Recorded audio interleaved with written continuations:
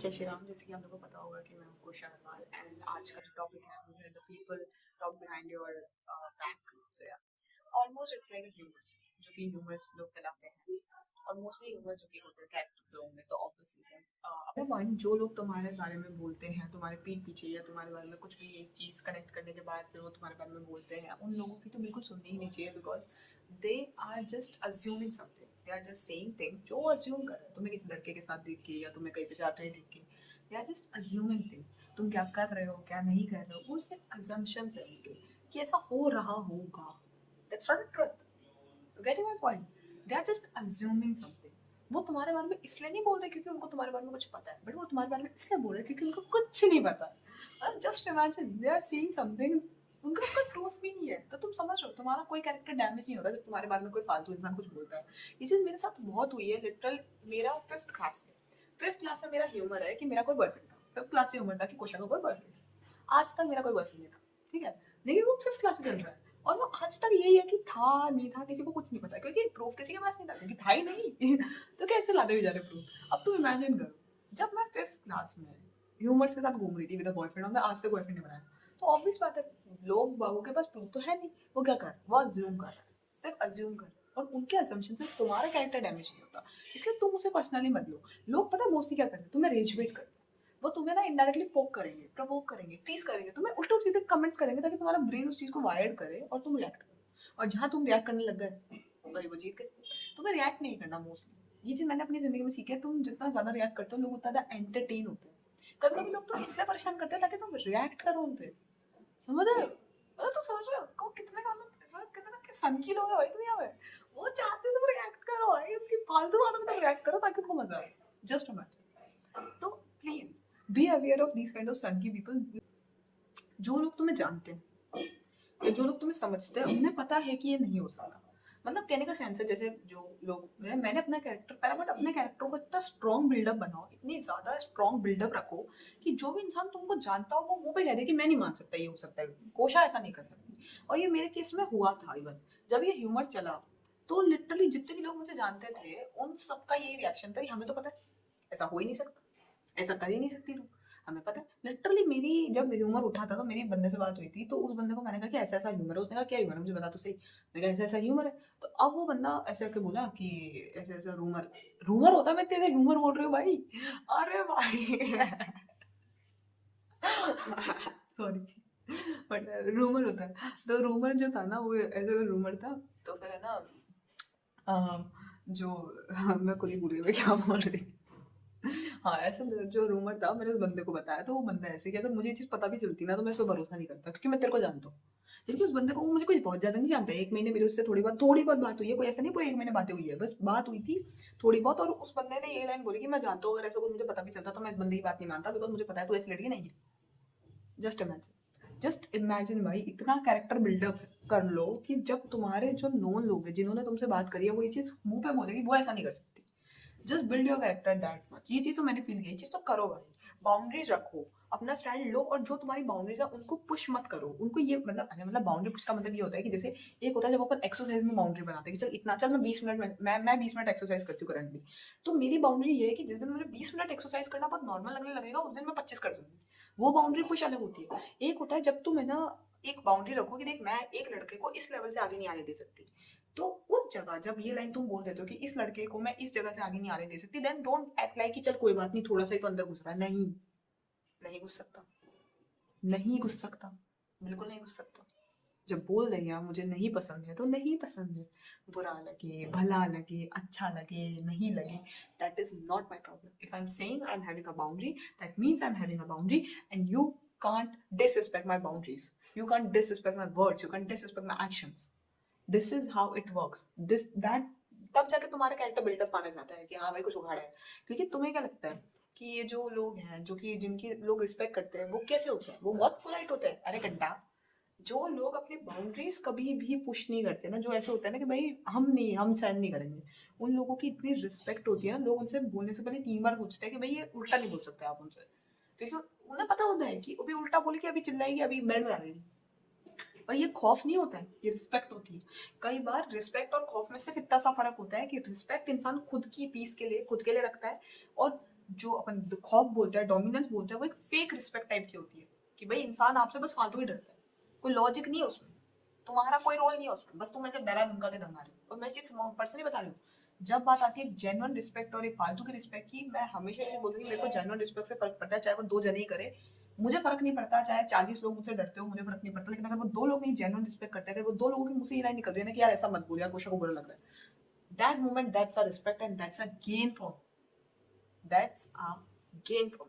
बाकी जो मुझे लगता है, और ये चीज़ मैं मेंशन कर दूँ, जैसे कि गर्ल्स को बहुत जल्दी ब्लेम किया जाता है। अगर आप एक लड़की है और आप ये रूमर्स के बारे में बात हो रही है और आप एक लड़की हैं, तो मैं आपका दर्द समझ सकती हूँ। लड़कियों के कैरेक्टर पे इतने फालतू रूमर्स फैलते हैं, या तो आप किसी लड़के को रिजेक्ट कर दो तो फैल जाएगा, आप किसी से बात कर लो तो फैल जाएगा, अगर आप थोड़ा सा भी किसी लड़के से बात करके थोड़ा सा हंस दो तो फैल जाएगा। मतलब लोग इस चीज़ को समझते नहीं है, there is a huge difference in being access and being intimacy. मतलब इंटीमेसी होने में और एक्सेस होने में फर्क होता है भाई। देखो सिंपल बात है, एक्सेस का मतलब है आप उससे बात कर सकते हो, उसका टाइम स्पेंड कर सकते हो, you can spend time with them. But intimacy बहुत अलग चीज होती है। इंटीमेसी भी कुछ कबाड़ लोगों को लगेगा physical involvement, physical involvement intimacy नहीं होती। इंटीमेसी का मतलब होता है इमोशनल इंटीमेसी। कभी वो आई कांटेक्ट देखे जो जेन्युइन होते हैं, भाई उससे तगड़ी इंटीमेसी कहाँ मिल जाएगी तुमको। हाथ पकड़ना, हक करना, वो इतनी तगड़ी इंटीमेसी होती है, और वो इंटीमेसी हर किसी के लिए नहीं होती, लेकिन एक्सेस होती है। भाई लेटे मेरा जिसके साथ रूमर चल रहा था ना, मैं उस बंदे के पास मेरी एक्सेस थी, इंटीमेसी नहीं थी हमारे बीच में, एक्सेस थी। उस बंदे ने कभी मेरा हाथ भी नहीं पकड़ा, मैंने भी कभी उसका हाथ भी नहीं पकड़ा रोमांटिकली, फिर भी चलो चल रहा है रूमर्स, तो मैंने उन चीज पे ज्यादा करा भी नहीं है टेंशन पे कि छोड़ो रे यार अब क्या ही कर सकते हैं, इनको बोलना है ये तो बोलेंगे, ये तो फालतू सोचेंगे। तो अब आप कुछ नहीं कर सकते इस चीज का। You just can do one thing, first of all ignore them. Second point, अगर आपको ऐसा लगता है कि ये बंदा, देखो मेरे को ऐसा लगता है मेरे लिए मेरा राइट पर्सन वो इंसान है जो कि फालतू के रूमर्स को छोड़ के वो मुझसे बात करे, जो मुझसे पूछे आगे कि कोशा अगर ये बात मैं सुन रही हूँ तो क्या हुआ, जो मेरे वर्ड्स पे ट्रस्ट करे, ना कि लोगों के। कच्चे कान के लोग बहुत खराब होते हैं, मेरे पापा भी ऐसे ही हैं। उनको कोई बंदा कुछ भी बोलेगा, वो इतने कच्चे कान के है ना, मतलब वो आके हम सब पे भड़क जाएंगे।